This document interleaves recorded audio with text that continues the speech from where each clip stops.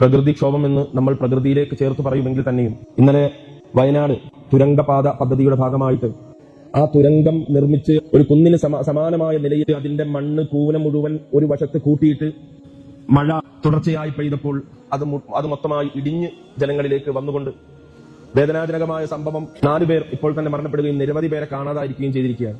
അല്ലാഹു സുബ്ഹാനഹു വ തആല പരിശുദ്ധമായ ഖുർആനിൽ പറഞ്ഞു, ലഹറൽ ഫസാദ്, കുഴപ്പങ്ങൾ പ്രത്യക്ഷപ്പെടുന്നതാണ്, ഫിൽ ബർരി വൽ ബഹർ, കരയിലും കടലിലും, ബിമാ കസബത് ഐദിന്നാസ്, ജനങ്ങളുടെ കൈകൾ പ്രവർത്തിച്ചത് കാരണമായിട്ട്, ലിയുദീഖഹും, അവരെ രുചിപ്പിച്ചു കൊടുക്കുന്നതിന് വേണ്ടിയിട്ടാണ്, ബഅലല്ലദി അമിലു, അവരിൽ ചിലർ പ്രവർത്തിച്ചതിന്റെ കുറ്റങ്ങൾ, കെടുതികൾ. ഇതാണ് സംഭവിച്ചുകൊണ്ടിരിക്കുന്നത്. നമ്മുടെ നാടുകളിൽ വൽ ജിബാല ഔതാദ എന്ന് പറയപ്പെട്ടതുപോലെ ഒരുപാട് മലകളും ഒരുപാട് പർവ്വതങ്ങളും ഒക്കെ ഉണ്ടല്ലോ. എത്ര നൂറ്റാണ്ടുകളായി, ഇന്നോ ഇന്നലെയോ ഉണ്ടായതല്ല, നമ്മളുടെ പിതാവിന്റെയോ കാലഘട്ടങ്ങളിലുള്ളതല്ല, മറിച്ച് നൂറ്റാണ്ടുകളായി നമ്മളൊക്കെ ഓരോ മലകളുടെയും ഓരോ കുന്നുകളുടെയും താഴ്വാരങ്ങളിലും ഓരോ കുന്നുകൾക്ക് സമീപവും നമ്മൾ ജീവിക്കുകയാണ്. സഹോദരങ്ങളെ, അതിനൊന്നും ഒരു കുഴപ്പവും അല്ലാഹു സുബ്ഹാനഹു വ തആല അത് വരുത്തിയിട്ടില്ല. അതിങ്ങനെ നൂറ്റാണ്ടുകളോളം ഇങ്ങനെ നിലനിന്ന് പോകുന്നുണ്ട്. പക്ഷേ മനുഷ്യനിർമ്മിതമായ കൈകടത്തലുകൾ പ്രകൃതിയോട് വരുന്ന ഇടങ്ങളിലെല്ലാം പലതരത്തിലുള്ളതായ കുഴപ്പങ്ങളും സംഭവിക്കുന്നു. അതിലൊന്നാണ് കരാറുകാരും അല്ലെങ്കിൽ അതിനെ ഏറ്റെടുത്തവരും വേണ്ട വിധത്തിൽ ദീർഘവീക്ഷണത്തോടുകൂടെ കാണാത്തതിന്റെ പേരിൽ, അപകട സാധ്യതയെ മുൻനിർത്തിക്കൊണ്ട് കാണാത്തതിന്റെ പേരിൽ അതാ ഒരു വലിയൊരു ദുരന്തം ഉണ്ടായിരിക്കുകയാണ്. നമ്മുടെ നാട്ടിൽ മനുഷ്യ ജീവന് എന്ത് വിലയാണുള്ളത്? ഈ PWD അവർ കുഴിയെടുത്തുകൊണ്ട് ആ കുഴിയിൽ വീണുകൊണ്ട് എത്ര മനുഷ്യ ജീവനുകൾ പൊലിഞ്ഞിരിക്കുന്നു. തെരുവ് പട്ടി കടിച്ചുകൊണ്ട് എത്ര ആളുകളാണ് ദിവസവും കൊല്ലപ്പെടുന്നത്? എത്ര ആളുകളാണ് കുഴികളിൽ വീണ് മരിക്കുന്നത്? എത്ര ആളുകളാണ് ഈ രാജ്യത്തിന്റെ ഭരണം പിടിച്ചെടുക്കുന്നതിന് വേണ്ടിയിട്ട് ഇവിടെയുള്ള ഹിന്ദുക്കൾ അപകടത്തിലാണ് എന്ന് വരുത്തി തീർക്കുന്നതിന് വേണ്ടിയിട്ട് ട്രെയിനിൽ സ്ഫോടനമുണ്ടാക്കുകയും കേണൽ പുരോഹിത് ഉൾപ്പെടെ, അതുപോലെ തന്നെ സ്വാമി ഉൾപ്പെടെ എത്ര ആളുകളെയാണ് ഇവിടെ അറസ്റ്റ് ചെയ്യപ്പെട്ടത്? എന്തിനു വേണ്ടിയിട്ടാണ്? ഇവിടെ അപകടത്തിലാണ്, ഞങ്ങൾ ഭൂരിപക്ഷം അപകടത്തിലാണെന്ന് വരുത്തി തീർത്ത് ഭരണം പിടിച്ചെടുക്കുന്നതിന് വേണ്ടി. കാരണം ഇവിടെ മനുഷ്യ ജീവന് അത്ര പോലും വിലയില്ലാത്ത ഒരു സാഹചര്യത്തിലൂടെയാണ് നമ്മൾ നീങ്ങുന്നത്. അതുകൊണ്ട് തന്നെ ഉത്തരവാദിത്തപ്പെട്ടവർ അവരുടെ ഉത്തരവാദിത്തങ്ങൾ നിർവഹിക്കുമ്പോൾ, സമ്പത്ത് കരാറുകൾ ഏറ്റെടുക്കുമ്പോൾ സമ്പത്ത് എങ്ങനെയെങ്കിലും ഉണ്ടാക്കുക, വർദ്ധിപ്പിക്കുക എന്നതിനപ്പുറം എത്ര ആളുകൾ റോഡിന്റെ കോൺട്രാക്ടുകൾ ഏറ്റെടുത്തുകൊണ്ട് ആ റോഡിനോട്, മനുഷ്യ ജീവനോട് യാതൊരു വിധത്തിലുള്ളതായ വിലയും കൽപ്പിക്കാതെ സ്വന്തം ആവശ്യം, സ്വന്തം പോക്കറ്റ് നിറയ്ക്കുക എന്ന അവസ്ഥയിലേക്ക് പോയപ്പോൾ എത്ര അവസ്ഥകളാണ്, അപകടങ്ങളാണ് നമ്മളുടെ നാടുകളിൽ ഉണ്ടായിക്കൊണ്ടിരിക്കുന്നത്. മനുഷ്യജീവന് യാതൊരു വിലയുമില്ലാത്ത നിലയിൽ നമ്മുടെ നാടുകളിൽ എത്ര മരണങ്ങൾ സംഭവിച്ചുകൊണ്ടിരിക്കുന്നു. പക്ഷേ ഈ മരണങ്ങളും ഈ സംഭവങ്ങളും ആ പ്രശ്നങ്ങൾ ഉണ്ടാകുന്ന സമയത്ത് വലിയൊരു കാട്ടിക്കൂട്ടലുകൾ ഉണ്ട് എന്നുള്ളതല്ലാതെ ഈ മനുഷ്യജീവന് വില കൽപ്പിക്കുന്ന സുരക്ഷിതത്വമായ ഒരു നിലയിലേക്ക് നമ്മളുടെ അവസ്ഥകൾ എത്തിക്കുന്ന ഒരു സംവിധാനം നമുക്ക് ഇല്ലാതെ പോകുന്നു എന്നുള്ളത് വളരെ ഖേദകരമാണ്. അതുകൊണ്ട് ഇതൊക്കെ സംഭവിക്കുന്നത് ജനങ്ങളുടെ കൈകൾ കൊണ്ട് ഉണ്ടായിട്ടുള്ളതായ കുഴപ്പങ്ങൾ. അസ്സലാമു അലൈക്കും വറഹ്മത്തുള്ളാഹി വബറകാതുഹു.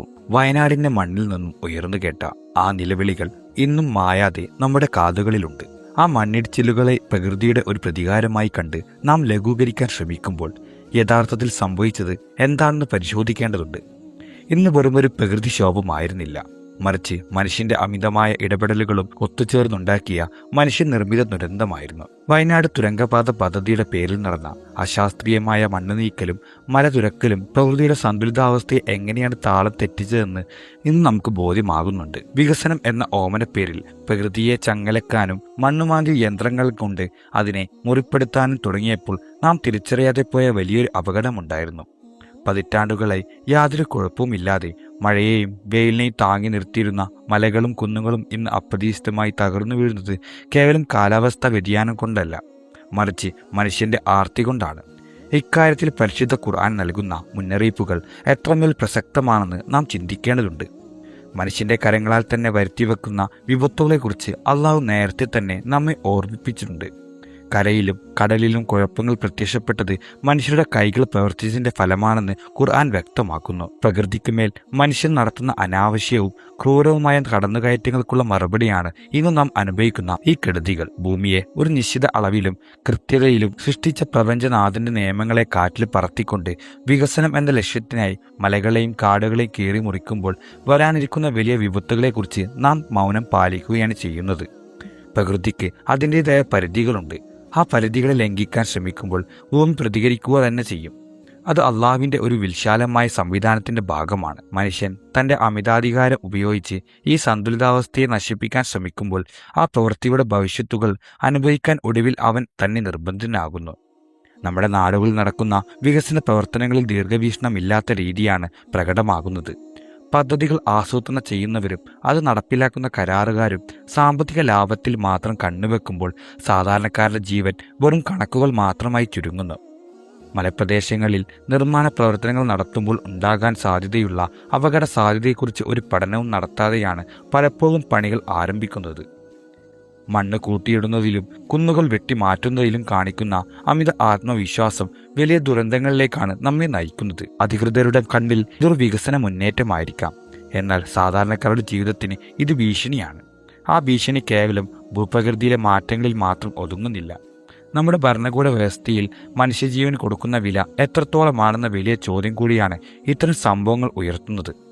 PWD കുഴികളിൽ വീണും അലഞ്ഞു തിരിയുന്ന നായ്ക്കളുടെ ആക്രമണത്തിനും ഇരയായും നിരപരാധികൾ ഈ നാട്ടിൽ മരിച്ചു വീഴുന്നു. ഇതെല്ലാം സൂചിപ്പിക്കുന്നത് നമ്മുടെ സംവിധാനങ്ങളിൽ മനുഷ്യൻ യാതൊരു വിലയും കൽപ്പിക്കുന്നില്ല എന്ന് തന്നെയാണ്. അധികാര കസേരകൾ നിലനിർത്താനുള്ള രാഷ്ട്രീയ കരുനീക്കങ്ങളും സാമ്പത്തിക ലാഭം കൊയ്യാനുള്ള കരാറുകളുടെ നെട്ടോട്ടവും ഒത്തുചേരുമ്പോൾ പാവപ്പെട്ടവന്റെ ജീവൻ ചീട്ടുകൊട്ടാരം പോലെ തകർന്നടിയുന്നു. പദ്ധതികൾക്ക് അനുമതി നൽകുന്നതിലും നിർമ്മാണത്തിലെ അഴിമതികൾ കണ്ടില്ലെന്ന് നടിക്കുന്നതിലും ഭരണകൂടത്തിന് വലിയൊരു പങ്കുണ്ട്. രാഷ്ട്രീയ